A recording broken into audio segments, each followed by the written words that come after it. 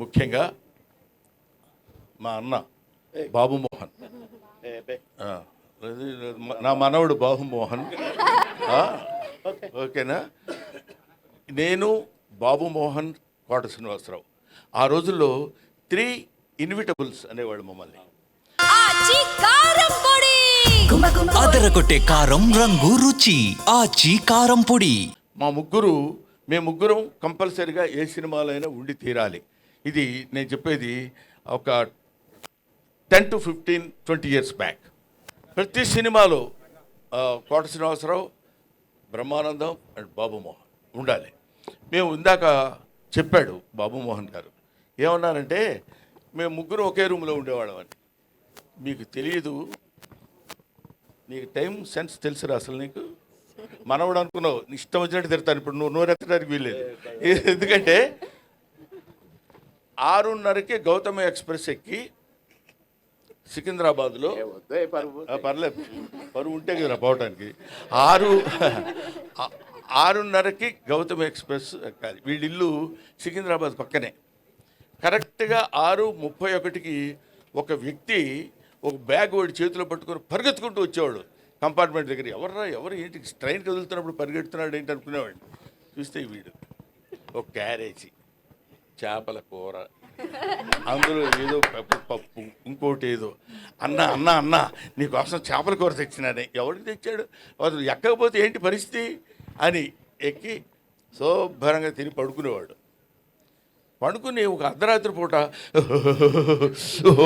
అని, ఏంట్రా ఏమైందంటే, చలిగా ఉంది బావా, చలిగా ఉంది. ఏంటి చలిగా ఎందుకుందిరా అంటే, అప్పుడు ఒక ముద్ద తగ్గించుకొని తింగితే ఆ చలి ఉండదు, పాడు ఉండదు.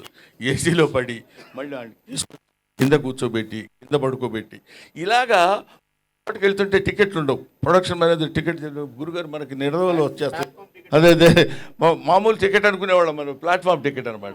అది తీసుకుని అక్కడికి వెళ్ళిన తర్వాత మొత్తం ప్రతివాడు బెమ్మరా బామ్మోను ఏంటంటే టికెట్ లేదా, కన్ఫర్మ్ లేదండి, పోనీ అక్కడ కూర్చోడాడు పక్కన, ఏది లెట్రిన్ పక్కన మరి కూర్చో. అది ఇలాగా అంటే నవ్వించేవాడి జీవితాన్ని గురించి చప్పట్లు కొట్టేవాడికి అనవసరం అంటారు కదా.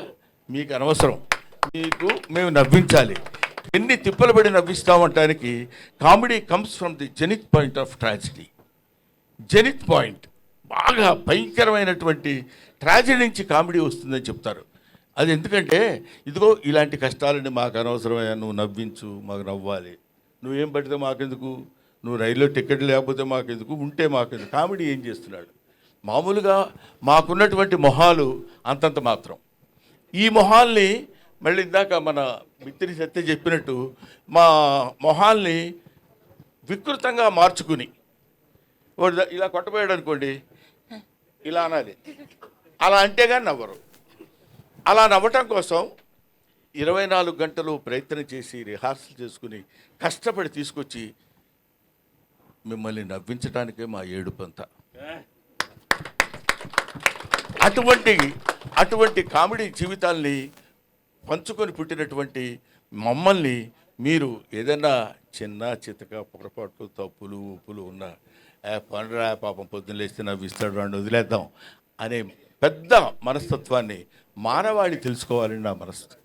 ఎందుకంటే మామూలుగా ఇప్పుడు మనం చెప్పుకోవచ్చు, కోట శ్రీనివాసరావు పక్కన నిలబడి అతనితో జోడీగా, కోట శ్రీనివాసరావు అంటే వాడు అపర నటరాజు, అటువంటి వాడి పక్కన నిలబడి ఇదిగో బాబుమోహన్ గారు ఉంటేనే బాగుంటుందిరా కోటగాడి యాక్షన్ అని అనిపించుకోగలిగినటువంటి ఇలాంటి వాళ్ళు ఒక ధర్మవరపు సుబ్రహ్మణ్యం, ఒక ఎంఎస్ నారాయణ, ఒక వేణుమాధవ్, ఆ తర్వాత ఒక ఎవరు మన సునీల్ ఉన్నాడు రా, ఏవిఎస్, ఏదో వచ్చిన పేరు చెప్పేస్తామండి.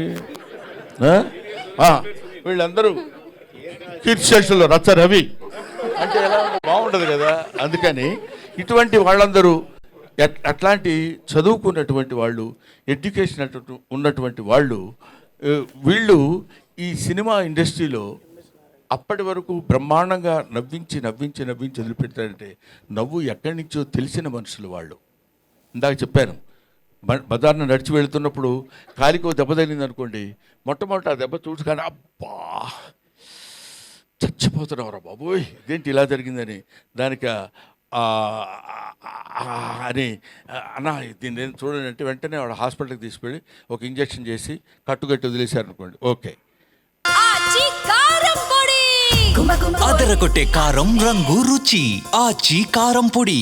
రెండోసారి తగిలింది అనుకోండి, అబ్బా మళ్ళీ అక్కడే తగిలిందిరా బాబు అని అనుకుంటాం. ఇంకా ఎక్కువ బాధపడతాం, ఇంకా 2 ఇంజక్షన్లు ఎక్కువ చేయించుకుంటాం. అదే 10వ సారి 11వ సారి తగిలింది అనుకోండి, అదేంటోరా అది ఎప్పుడు ఇక్కడే తగులుద్ది, ఏంటో ఎక్కడ ప్లేస్ లేనట్టు అక్కడే తగులుద్ది ఏంటి, ఇంజక్షన్ చేసి ఇంజక్షన్ అదే బదులేవే. అక్కడి నుంచి అంతటి విషాదం నుంచి కామెడీ పుడుతుంది. కాబట్టి ఆ కామెడీ నేర్చుకొని మీ అందరికీ పంచిపెట్టేటువంటి ఈ హాస్య నట బృందాన్ని, మీరందరూ హాస్యాన్ని